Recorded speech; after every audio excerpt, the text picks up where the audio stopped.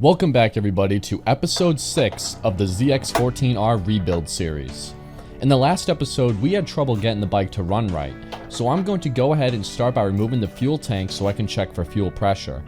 Luckily removing the fuel tank is a very straightforward process on the ZX14. You just have to remove a few bolts and disconnect a couple wires and the tank is free to be removed and tested.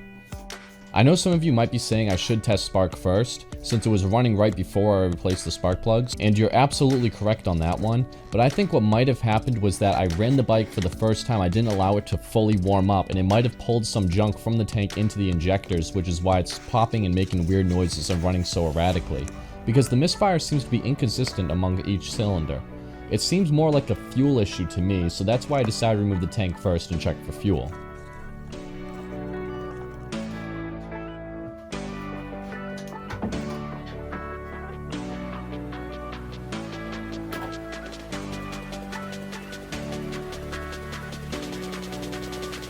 Gotta love fuel injection, no leaking.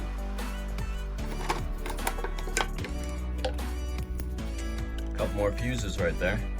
Time to siphon out all this old gas out of here.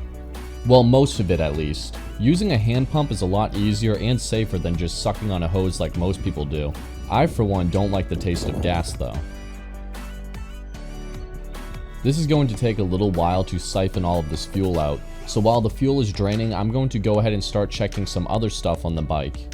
When you bust out this tool, this is a compression tester. I've used them in the past, and I'm going to show you guys how to use them again. I did it on my 954 video. I've compression tested most of the bikes I've owned. This was the only one that I decided not to compression test, and lo and behold, it's the one I had an issue with. So the acceptable range is between 170 and 260 is the acceptable range. You're supposed to do it when the bike's hot. My bike's cold, so I'm expecting it to be read a little bit higher than usual. I would like to see at the very least like 190, somewhere in there, but the important thing is that all cylinders are even. So I would rather have 180 on every cylinder than have 210 on 3 cylinders and 180 on 1 cylinder. I'd rather have them all the same. It just shows that it's even wear. Okay, so I have my end on here. All I did was I took one of the spark plugs and I just kind of matched it up, and then I knew that's how I knew the thread was the right size. Now I'm going to go ahead and I actually find it easier to disconnect this thing. So to do that, you just pull down on that, and now with the whole thing I can just push it down on in there.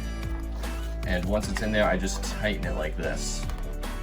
You just keep going until it gets snug. You don't have to go crazy with this. It doesn't have to be super tight or anything like that. Alright, so that's pretty tight. Whew, I'm getting nervous. I don't know why. So I'm going to hold it like this. I'm going to hold the throttle wide open and hit the starter a couple times.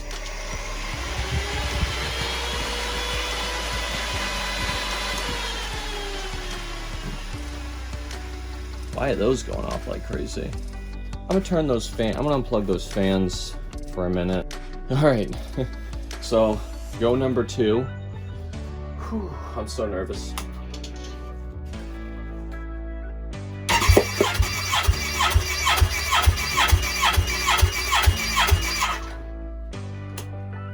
Okay, so we got, looks like around 215.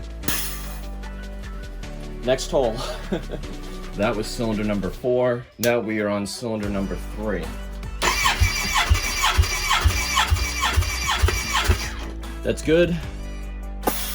So far, so good. We have about 215 in both of these cylinders, which is exactly what I wanted to see. Exactly. So we're gonna go ahead and unthread this one, and we're gonna move over to the other side. Okay, so here comes cylinder number 2.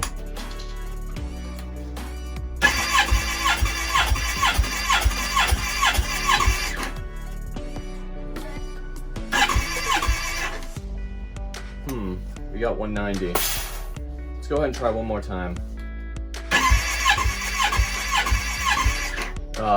You know what it is? The battery's dying. I'm gonna have to charge up the battery, and then I'm gonna have to wait a while, charge up the battery, and then go again.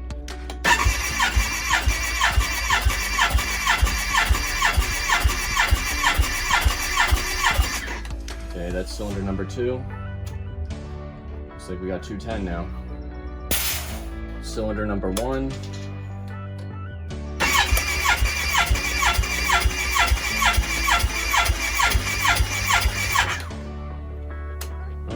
We got 210 on cylinder number 1. Okay, I have the spark plug right here. We're gonna crank to make sure we have spark.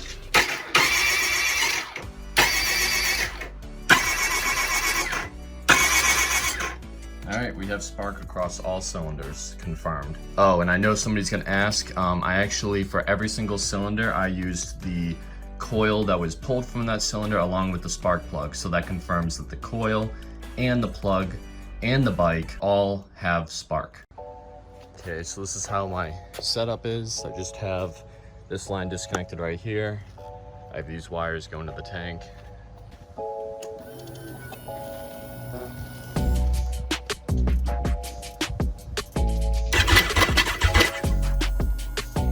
Now it's time to go ahead and remove the fuel pump.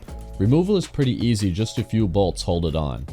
While I'm removing this fuel pump, I'd like to just take a moment to thank my gold level patrons for supporting this series. Thank you guys so much. Amateur Mike, Charles Raymond Young, Gordon Black, Trace Young, Josh Moore, Bruce Squid, Stevensk, Jurgen, Ahmed, Carl Pullman, Josh Rains, Burkhardt, and Scrublax. Thank you guys so much again for helping out.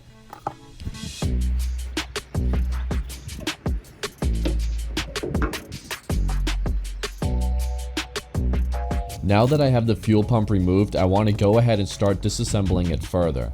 You see, inside these fuel pumps is a pickup sock. These pickup socks act as a filter for your fuel.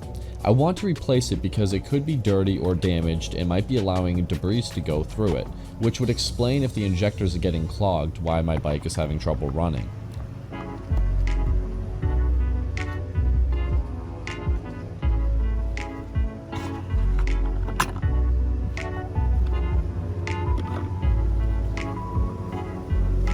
Yeah, I'd say this pickup sock does look pretty dirty to me. I'm not sure how normal this wear is for an 8-year-old motorcycle, but I think that it's safe to say that it will definitely do no harm replacing it with a new one. We've really done a lot to this bike already, and replacing the sock is something I didn't even plan on doing, but I'm glad I did. It's always good to know that all of these parts have been serviced. This is my first pickup sock I've ever replaced, and it really wasn't that hard at all. It makes me wonder what my other bike's pickup socks look like though. But I'd better finish this bike first before I even think about doing that. Knowing that I have spark and compression means that only 2 things can remain that's preventing this bike from running, and that is timing and fuel. I know the timing is good because it was running before and I didn't mess with it, so that only leaves fuel. I know replacing this sock won't suddenly cure the issue, but now that I know that it was dirty, it makes me feel like the injectors might be clogged. I've been thinking about different ways to approach the injectors. Unfortunately, removing them will be an absolute nightmare. Hopefully I can get this bike running without having to remove and clean them, but we'll just have to wait and see if I can get away with that.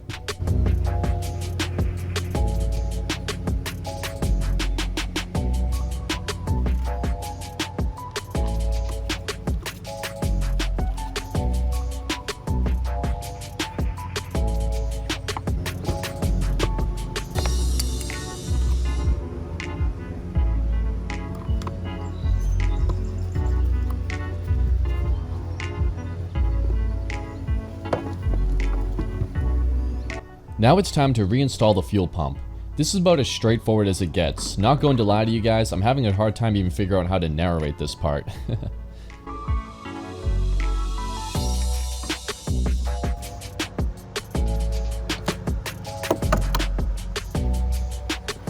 Here's a closer look at this pickup sock. I'm not sure how normal this wear is. Hopefully someone in the comment section can let me know.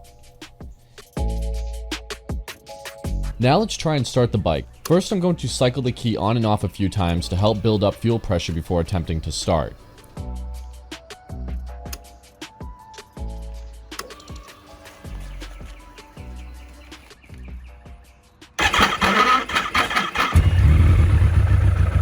Ugh, still no luck. Well, I'm going to take a break from trying to start the bike, and I'm going to actually take a look at that starter and starter gear. It definitely doesn't sound normal to me when it's cranking over. I'm not sure if the starter clutch or starter is bad, so I'm going to try and get down there and inspect them for wear. So to get to the starter clutch, first I need to remove this clutch slave. I'm not sure how dirt and crud even gets in here. I'll make sure to give it a proper cleaning before reinstalling it later though. A lot of you are warning me about working on this bike, saying that it was a really difficult bike to work on. I'm not gonna lie to you guys, you are totally right. This is definitely one of the harder bikes I've wrenched on. But that being said, it's going relatively alright and I don't mind working on it so far. Hopefully I won't regret those words later though.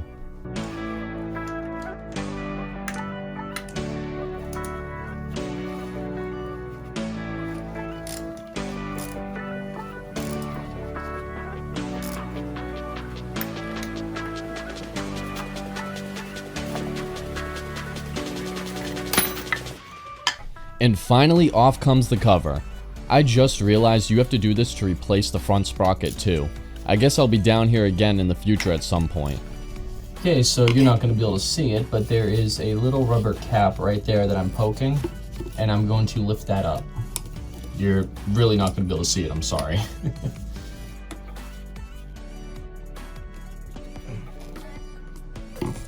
Looks like we're going to need an open-end wrench.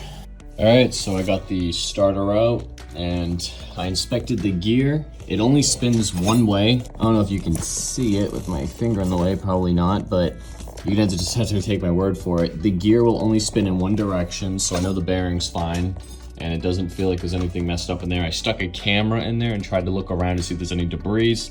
I didn't see anything in there, so I think it's good. The starter I hooked up to a 12-volt system. It spun fine. So I think I'm just gonna put the starter back in. I think it might be a different issue. Maybe the battery's not cranking strong enough, or I don't know. It must be something else though. So off camera, I went ahead and put the bike back together again, and I started attempting to start the bike. I had my father help me a bit on this part with his words of encouragement.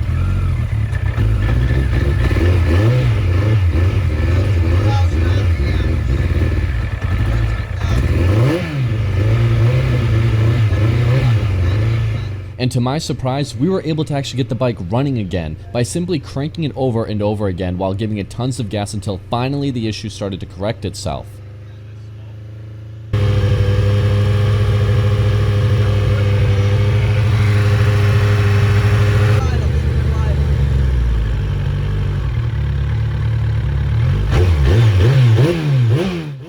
Would you guys just listen to this engine? It sounds so healthy. I am so glad I was able to get this bike going again. And I didn't even have to remove the injectors either. I feel like I cheated somehow. I do feel a little sorry for robbing you guys at the moment, but this was days of me pulling my hair out of my head before we got it running right. I think it's okay now. Sounds good. Sounds real good. Do it again. Sounds really good, yeah. You got it. Well, I am so happy we get to end this episode off on a high note. Thank you all so much for sticking with me on this one. I still have a few things I gotta do, but we are getting really close to being done with this project. I will see you all in the next one. Thanks again for watching, take care, and bye-bye.